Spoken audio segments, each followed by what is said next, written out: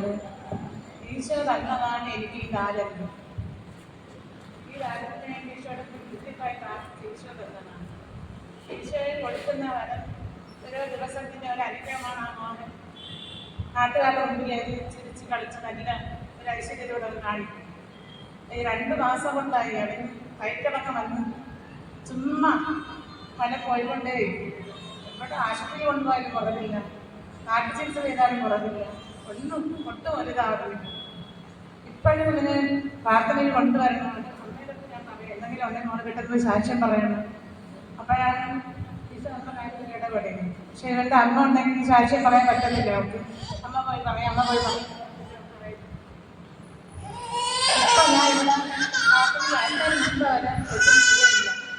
ഞാൻ ഒതുക്കി നിർത്തിയിട്ട് അവനെ കുളിപ്പിച്ചിട്ട് ഞാൻ നിർത്തിയ സമയത്ത് പോലും വായിൽ കൂടെയും ഒക്കിൽ കൂടെ എല്ലാം എനിക്ക് ശബ്ദമില്ല. ഞാൻ പേടിച്ച് പോയി. എന്നിട്ട് ഞാൻ ഇപ്പം ഇവിടെ ഇരുന്നിട്ടാണ് ആലോചിച്ച് ഈശോടുപ്പിന് ഈ സാക്ഷ്യം പറഞ്ഞാലേ എൻ്റെ അസുഖം മാറത്തുള്ളൂ. സാക്ഷ്യം പറഞ്ഞിട്ടില്ല. അപ്പം ഞാൻ സാക്ഷ്യം പറയുമ്പോൾ ഒരു വിശ്വാസത്തിലോട്ട് കൊച്ചിനെ കൊണ്ടുവന്ന് എൻ്റെ മോന് ഒരു കുഴപ്പമില്ല, ഈശോ പൂർണ്ണ സൗഖ്യം നൽകിയിട്ട് 1000 നന്ദി. വീണ്ടും ഞാൻ ഒരു പ്രാർത്ഥന സഹായം എല്ലാ പ്രാർത്ഥന അംഗങ്ങളോടും ഞാൻ ചോദിക്കുന്നു. എൻ്റെ കുടുംബം ഇത്രയധികം ദാരിദ്ര്യത്തിലാണ്. എത്ര അധ്വാനിച്ചിട്ട് വരുമാനത്തിൻ്റെ ഒരു ഇതുപോലെ ഞങ്ങളുടെ ഭവനത്തിൽ കൂടുതൽ കയറാൻ പറ്റുന്നില്ല. കടക്കാരുടെ ശല്യമാണ്. ഇത് പ്രത്യേകിച്ച് ആർക്കും ഞാൻ എന്ത് തെറ്റ് ചെയ്തെന്ന് പറഞ്ഞിട്ട് എനിക്ക് തന്നെ അറിഞ്ഞുകൂടാ.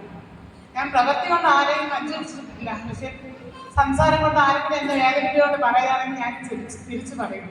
അതാണ്, അല്ലാതെ പ്രവൃത്തി കൊണ്ട് ഞാൻ ആരെയും ഇതുവരെ ഞാൻ പ്രവർത്തിച്ചിട്ടില്ല.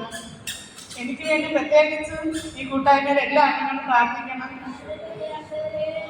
ഈശോയുടെ മുമ്പിലാണ് ഞാൻ എളിയ പ്രാർത്ഥന സമയം ആവശ്യപ്പെട്ടുകൊണ്ട് എൻ്റെ ആവശ്യം ഞാൻ നിർത്തുന്നു.